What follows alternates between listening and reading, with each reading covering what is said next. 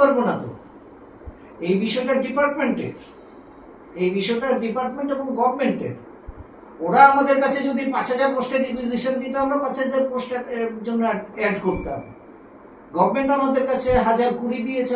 এখানে 2024-25 ট্যাট two qualified ক্যান্ডিডেটরা সবাই একত্রিত হয়েছি, কারণ গত 21শে ফেব্রুয়ারি ডিআরবিটি থেকে ট্যাট টুতে 1,020টি ভ্যাকেন্ট পোস্টে শিক্ষক নিয়োগের একটি বিজ্ঞপ্তি জারি করে।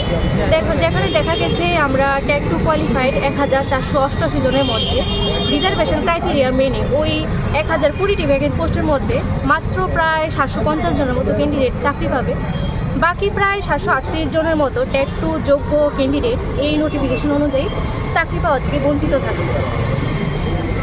আমাদের এটাই বক্তব্য যে আরটিআই তথ্য অনুসারে 4,000-এর উপর ভ্যাকেন্ট পোস্ট থাকা সত্ত্বেও কেন আমাদের সকল ট্যাট টু কোয়ালিফাইড 1,488 জনকে একত্রে নিয়োগ করা হচ্ছে না।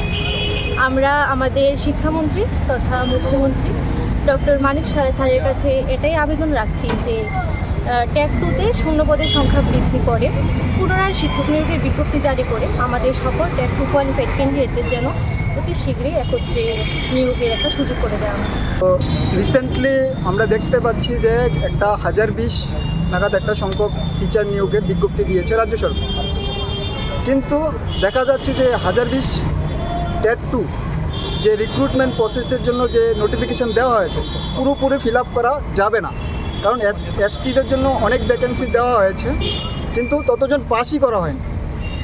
তাহলে আমরা বাকিরা কী দোষ করলাম? আমরা সবাই একসাথে পরীক্ষা দিয়েছি, একসাথে লিস্ট আউট হয়েছে, আমাদের সমস্ত কিছু একসাথে হয়েছে, তাহলে নিয়োগ কেন একসাথে হবে না? এটা আমাদের রাজ্য সরকার তথা মাননীয় শিক্ষামন্ত্রী মানিক স্যারের প্রতি আমাদের কাছে রিকোয়েস্ট। তাছাড়া আমরা এতটুকু স্যারকে বলতে চাই বা আজকের এই ডেপুটেশন থেকে স্যারের কাছে করজোর নিবেদন যে আগামী যে 1,020 নোটিফিকেশনের যে কোনো আপডেট দেওয়ার আগে যাতে অতি সত্বর বাকি আমরা যারা রয়েছি তাদের পক্ষে যাতে নোটিফিকেশন দেওয়া হয়, যাতে স্ক্রুটিনি ডেটের আগে আমাদেরকেও নোটিফিকেশন দেওয়া হয় যে বাকি পোস্টগুলিও ফিল আপ করা হবে, বাকি যারাই আমরা এখানে আছি বাকি রয়ে গেছি যে 700 মতন থাকবো, সেই পোস্টগুলিও যাতে নিয়োগ করে একসাথে স্ক্রুটিনির ডেট দেওয়া হয়। ভারতবর্ষের কোনো রাজ্যে ডেট পরীক্ষা হওয়ার পর এত কম কোনো রাজ্যে পাস হয়নি, কিন্তু এত কম পাস করার পরও আমাদের মুখ্যমন্ত্রী স্যার বলেছিল যে এত কম কিভাবে পাস করে, বা উনি কথা বলেছিল যে ডিমান্ড আছে কিন্তু সাপ্লাই নেই।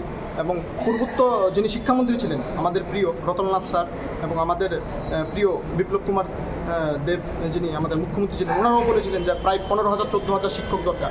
তাহলে আমরা লক্ষ্য করি 2022-এ এক্সাম হওয়ার পরে প্রায় আমরা 25-এ পরীক্ষা দিই, মানে মিডলে অনেকটা বছর পরীক্ষা হয়নি এনসিআরটির বা অনেক গাইডলাইনের কারণে।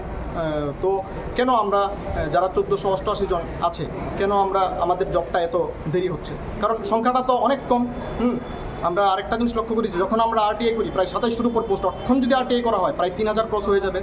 এবং আমরা যারা স্যারের সাথে কথা বলেছি, প্রত্যুষ স্যার আছেন, মুর্শিদা ম্যাডাম আমাদের সাথে খুব সুন্দর কোঅপারেট করেছেন এবং ওনারা আমাদের সব কিছু বলেছেন যে আমরা যেটা জানতে এসেছিলাম আমরা সবগুলি ওনারা বলেছেন।